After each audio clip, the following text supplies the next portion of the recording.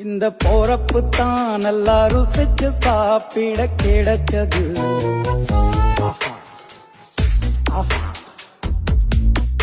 அத நினைச்சுத்தான் மனோ உலகம் முழுவதும் பருக்குது. அட சுட சுட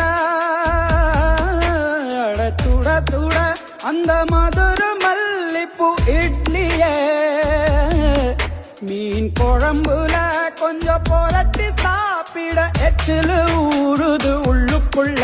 இந்த போறப்பு தான் நல்லா ருசிச்சு சாப்பிட கிடைச்சது. இந்த போறப்பு தான் நல்லா ருசிச்சு சாப்பிட கிடைச்சது. அத நினைச்சுத்தான் மனோ உலகம் முழுவதும் பருக்குது.